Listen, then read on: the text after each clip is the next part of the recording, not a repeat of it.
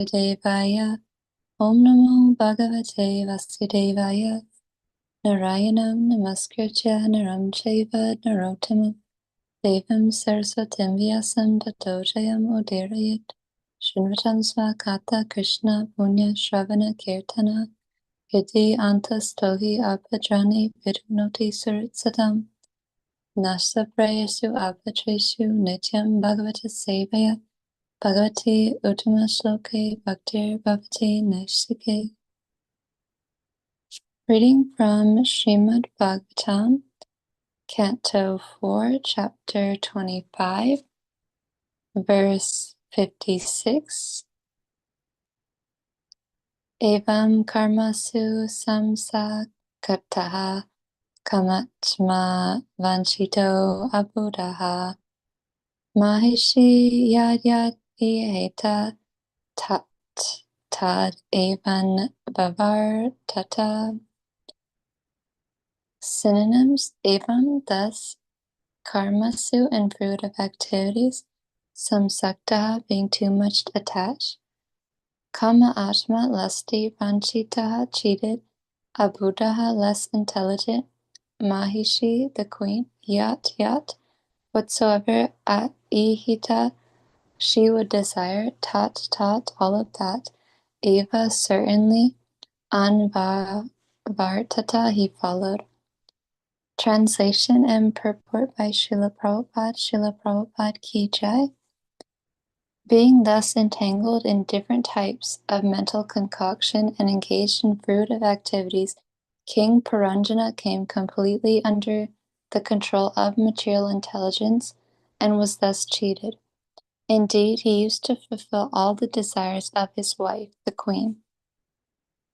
Purport: when a living entity is in such bewilderment that he is under the control of his wife or material intelligence, he has to satisfy the intelligence of his so-called wife and act exactly according to her dictates. Various shastras advise that for material convenience, one should keep his wife always satisfied by giving her ornaments and by following her instructions. In this way, there will be no trouble in family life. Therefore, for one's own social benefit, one is advised to keep his wife satisfied. In this way, when one becomes the servant of his wife, he must act according to the desires of his wife. Thus, one becomes more and more entangled. In Bengal, it is said that if one becomes an obedient servant of his wife, he loses all reputation. However, the difficulty is that unless one becomes a most obedient servant of his wife, family life becomes disturbed. In the Western countries, this disturbance gives rise to the divorce law, and in Eastern countries like India, there is separation. Now this disturbance is confirmed by the new introduction of the divorce law in India. Within the heart, the mind is acting, thinking, feeling, and willing, and falling under the control of one's wife is the same as falling under the control of material intelligence. Thus one begets children by his wife and becomes entangled in so many activities under the control of mental concoctions. Verses 57 through 61.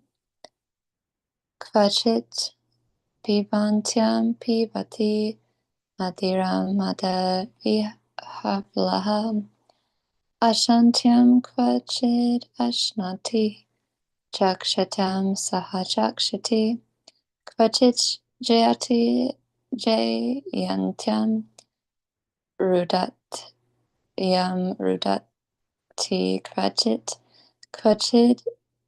dasantyam hasati japantyam anujalpati kvachit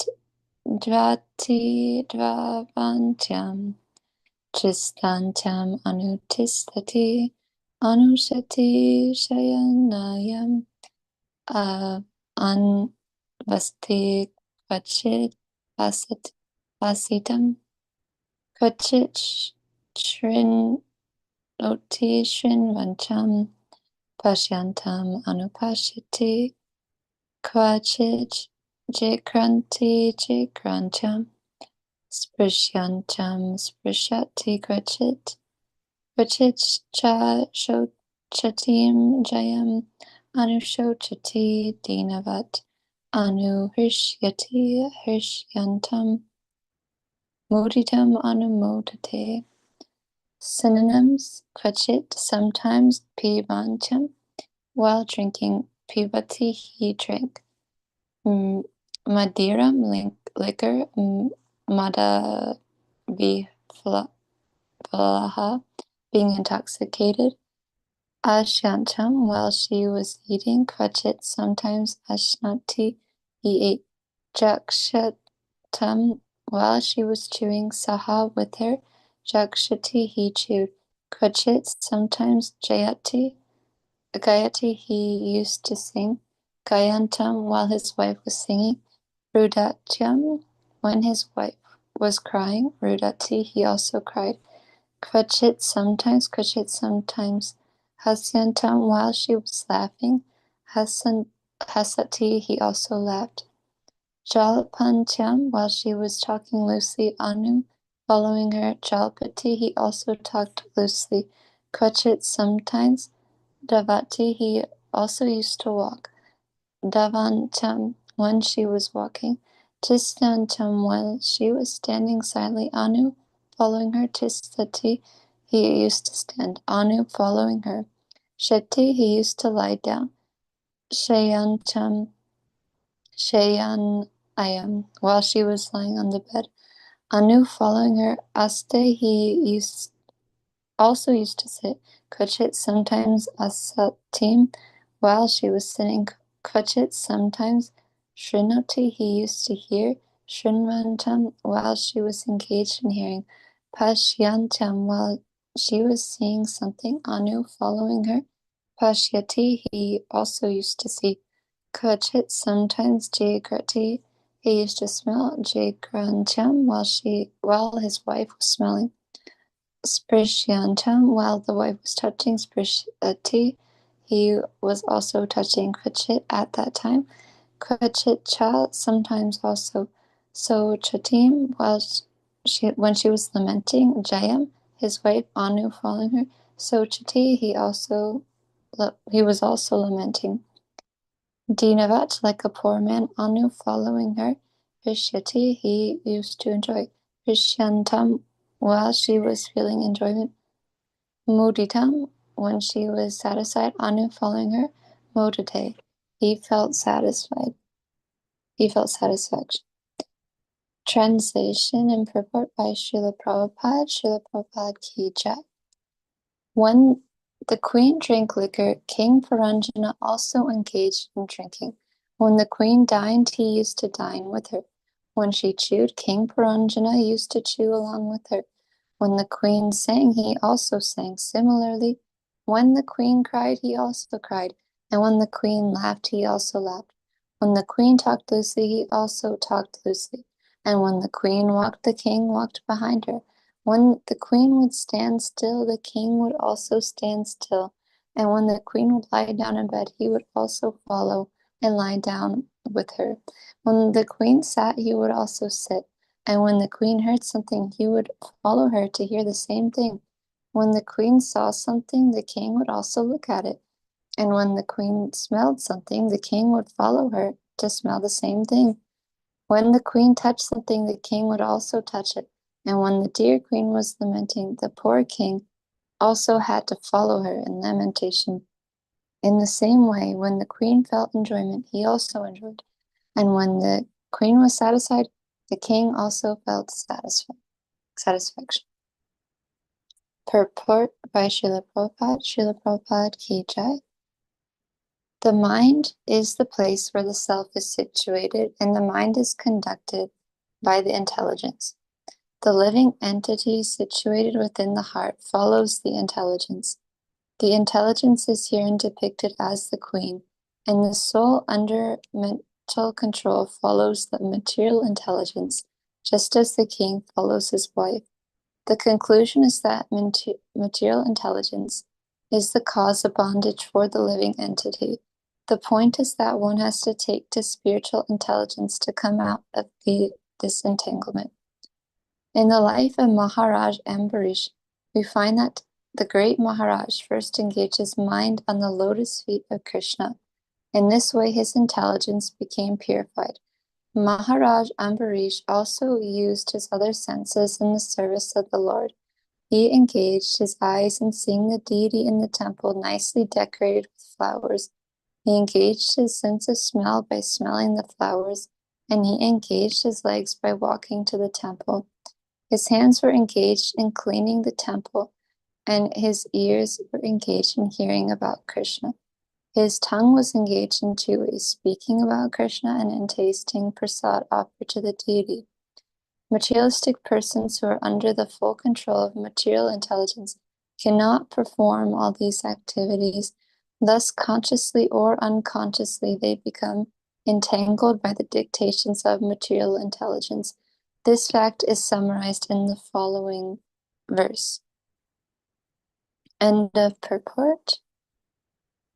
Namo Om Vishnu Padaya Krishna Prastaya Bhutale Srimati Bhakti Vedanta Swaminiti Namine Namaste Saraswate Devi Gauravani Pacharine Nirvishesha Srinivadi Paschadde Satarine Jaya Shri Krishna Chaitanya Prabhu Nityananda Shri Advaita Gadadhar Shivasari Gaura Bhaktavinda Hare Krishna Krishna Krishna Hare Hare Hare Rama, Rama Rama, Hare Hare.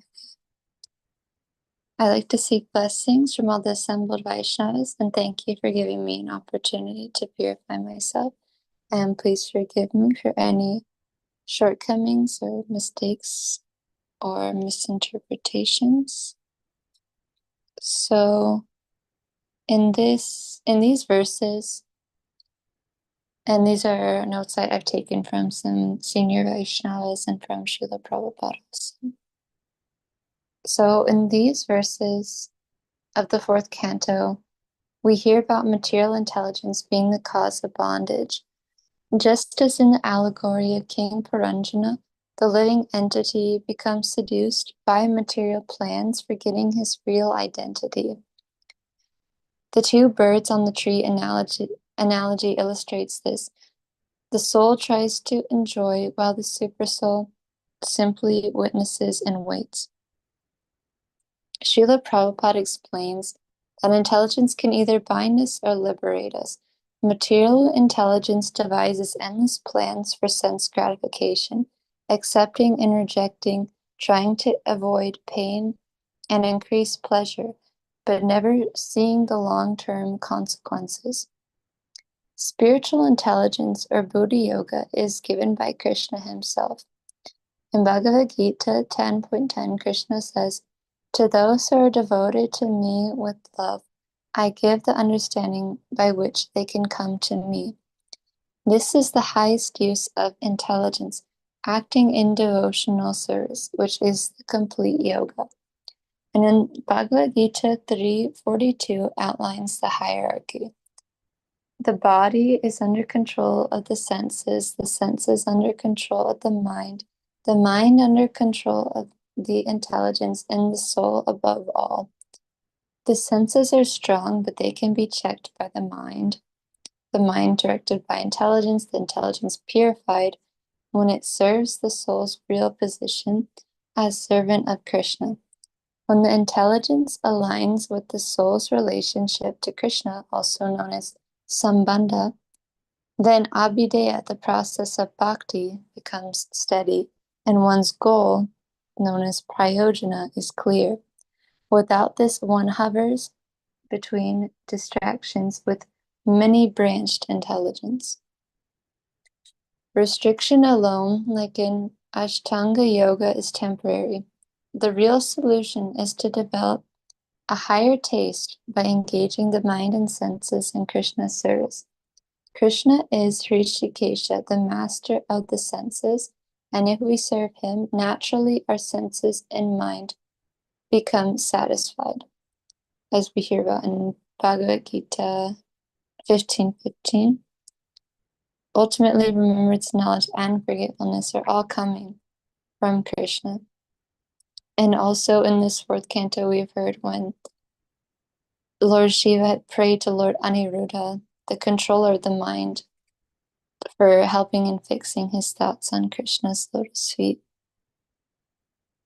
False ego is the root problem. Our first mistake is to forget that we are Krishna's servant and identify instead with the body and mind. That misidentification leads to ugra karma, the so-called advancement of civilization, where people work hard for artificial necessities instead of the simple formula: plain living, high thinking, and chanting Hare Krishna. Srila Prabhupada warned that society's focus on prayas, the immediate good, binds us from shreyas, the ultimate good, freedom from repeated birth and death. Devotional service then means retraining our intelligence. When material desires like lust, anger, and greed try to command us, purified intelligence is able to say, "No more, these masters have never satisfied me." Instead, we beg Krishna, "Please engage me in your service." This is the practical cultivation of bhakti, choosing favorable activities like chanting, hearing, and serving devotees, even when the conditioned mind resists. Each determined decision strengthens our mind and our intelligence. Srila Haridas Thakur is a shining example. He tolerated both suffering and temptation by staying fixed in chanting.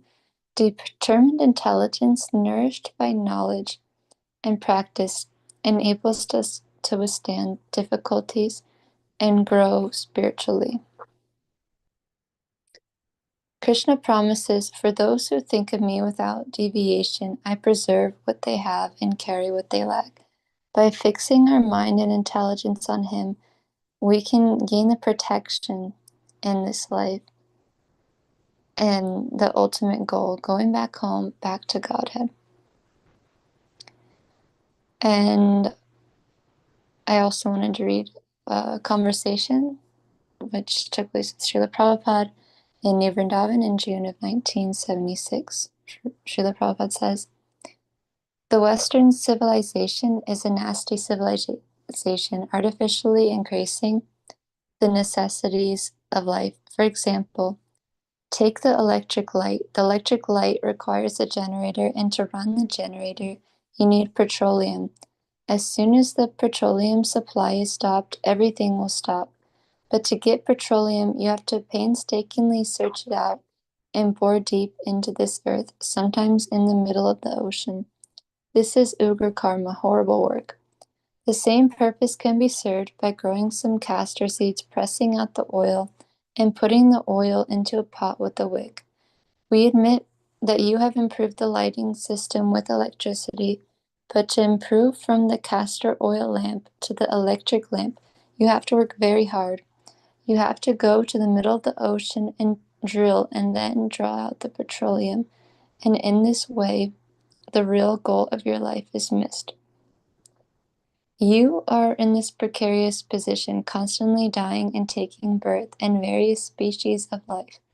How to get free of this cycle of birth and death? This is your problem, and this problem is meant to be solved in this human life.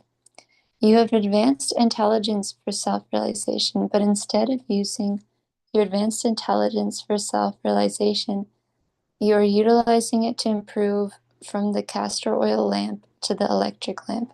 That's all." Then Srila Prabhupada holds up a flower. "See the minute fibers in this flower. Can anyone manufacture this in a factory? Such small fibers. And how brilliant the color is. If you study only one flower, you become God conscious. This is a machine that you call nature. And from this machine, everything is coming. But who built this machine? What is nature? It is Krishna's machine. Everything is being done by the machine of Krishna. Live in an open place, produce your own food grains, produce your own milk, save time, chant Hare Krishna. Plain living, high thinking, ideal life. But if you increase the artificial necessities of your life, your so-called comforts and forget your real work of Krishna consciousness. This is suicidal. We want to stop this suicidal policy. Of course, we don't insist that people stop the modern advancement of technology. We just present the simple formula given by Sri Chaitanya Mahaprabhu. Chant Hare Krishna. Even in your technological factory, you can chant. What is the difficulty? You can go on pressing the buttons on your machine and simultaneously chant Hare Krishna, Krishna Krishna, Hare Hare, Hare Rama, Rama Rama, Hare Hare. The repetition of birth and death, the constant change of bodies, this is destruction. But by your method, you live forever. Traktva deham punar janma naiti. You don't get another material body. But without Krishna consciousness, tata dehantara prapti, you have to accept another body, which means suffering. So which is better, to accept material bodies one after another, or to accept no more material bodies? If we finish our suffering with this body, that is intelligent. And if we create another body for further suffering, that is unintelligent. But unless you understand Krishna, you have to accept another body. There is no alternative. So, in summary, the material intelligence binds, but with spiritual intelligence or Buddhi yoga, we can become liberated. When directed toward Krishna, our mind, senses, and intelligence all become engaged in his service. By cultivating determination, humility, and higher taste, we break free from false ego and ugra karma and instead pursue the real goal, eternal service to Govinda. And with that, I would like to conclude. Please forgive me for any